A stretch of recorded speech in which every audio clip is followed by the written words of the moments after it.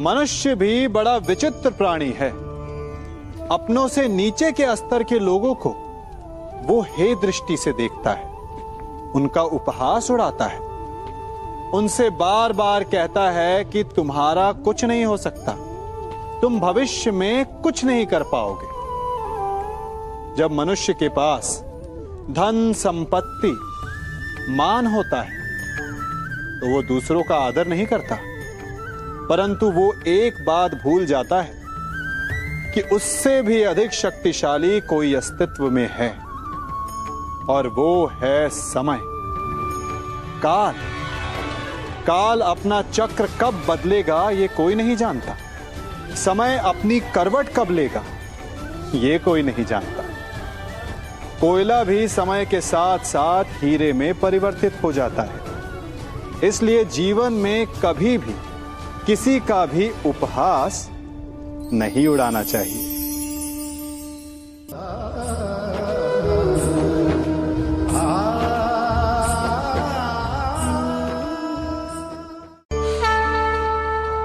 गर्व, अभिमान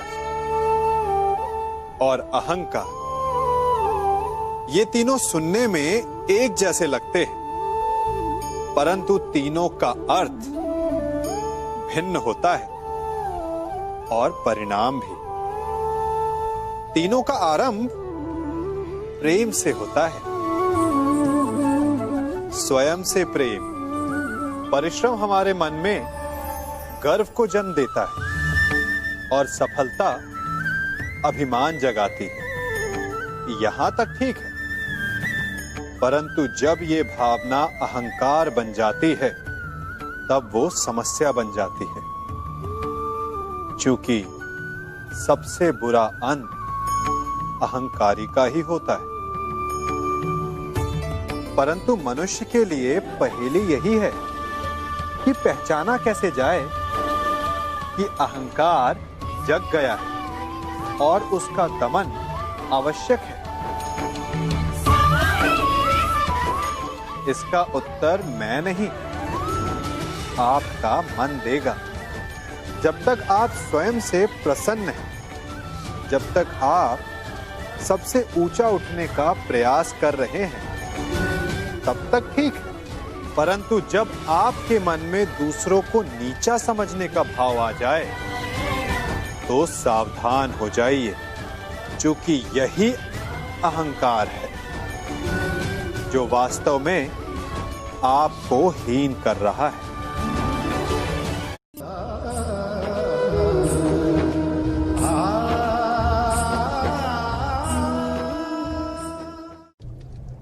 हमारा शरीर प्रकृति का एक महान आविष्कार है।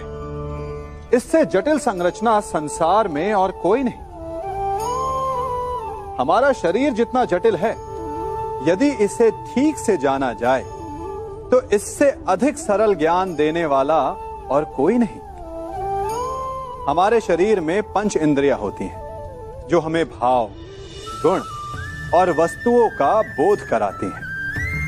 हमारे पास आंखें हैं, नाक है, स्पर्श के लिए त्वचा है, कान है और जीभा है। सबका भिन्न भिन्न कार्य है। आंखों से देखना, कानों से सुनना, नथनों से श्वास लेना, त्वचा से स्पर्श करना और जीभा से स्वाद लेना। परंतु क्या आपने कभी सोचा कि प्रकृति ने हमें 2 आंखें दी, 2 नथने दी, 2 कान दी, स्पर्श के लिए ये पूरा शरीर दिया, परंतु जीभा केवल 1 दी? ऐसा क्यों?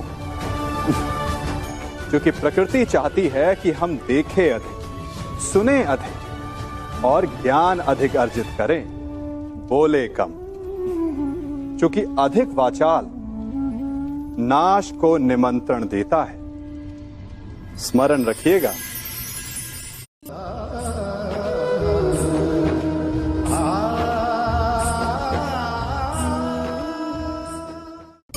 मनुष्य की सबसे बड़ी दुर्बलता क्या होती है?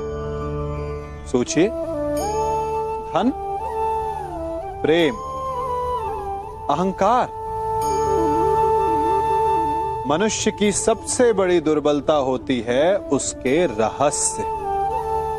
चाहे आप कितने भी शक्तिशाली क्यों ना हो, कितने भी प्रबल क्यों ना हो, परंतु उसके रहस्य उसके नाश की चाबी होती है।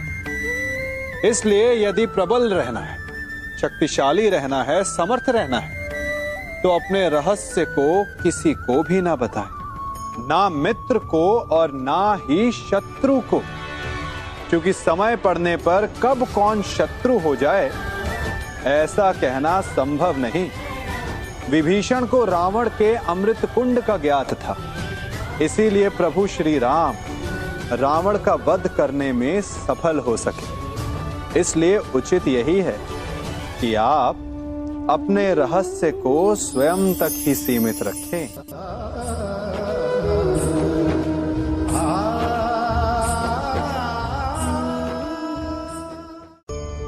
मनुष्य जीवन की परीक्षा में सफल होने के लिए क्या नहीं करता?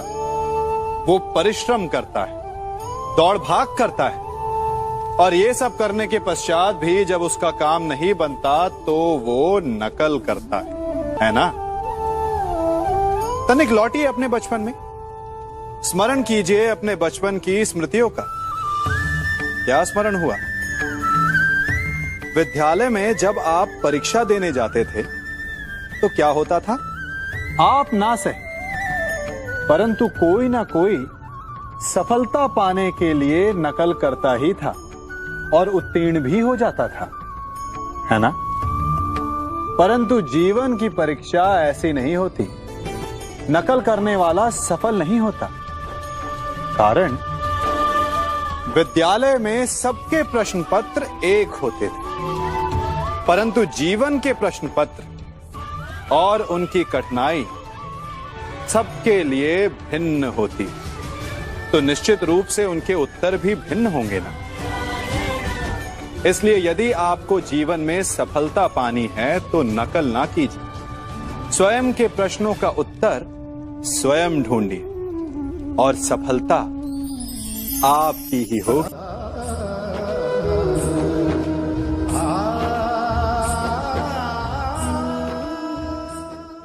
जब सागर का जल वाष्प बनकर उड़ता है तब वो हमें दिखाई नहीं देता।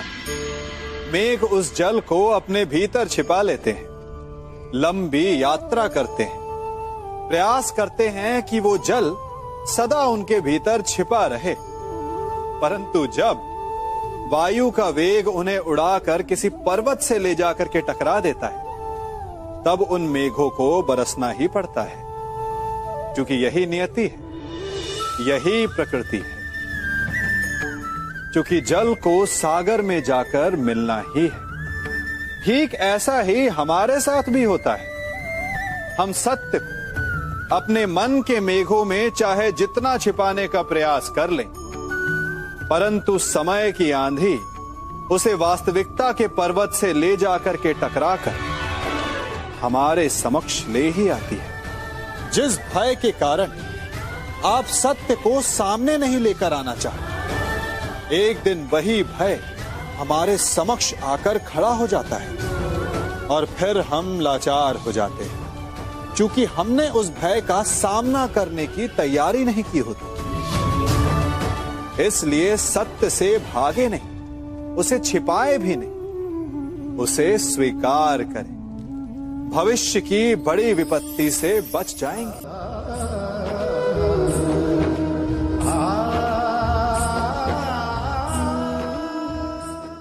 कभी कभी आप सबके जीवन में एक ऐसी विचित्र समस्या अवश्य आती है कि शक्तिशाली के समक्ष मौन हो जाओ। कि उस शक्तिशाली से विवाद करने से बचने के लिए आप मौन रह जाते।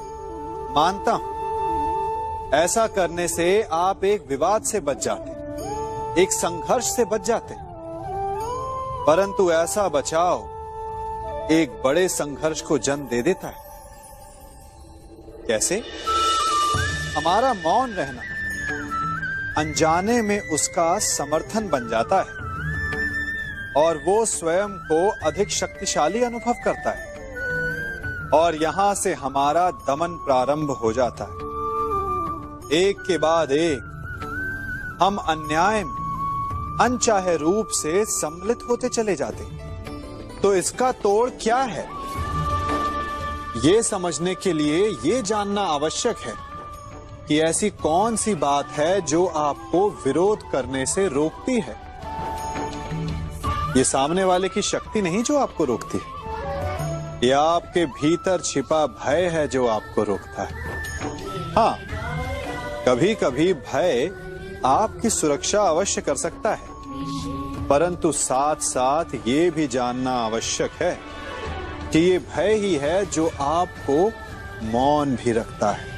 इसलिए अपने मन से भय को निकालिए और खुलकर अनीति का, अन्याय का विरोध कीजिए, और फिर देखिएगा आपका मन कितना मुक्त, कितना हल्का अनुभव करेगा।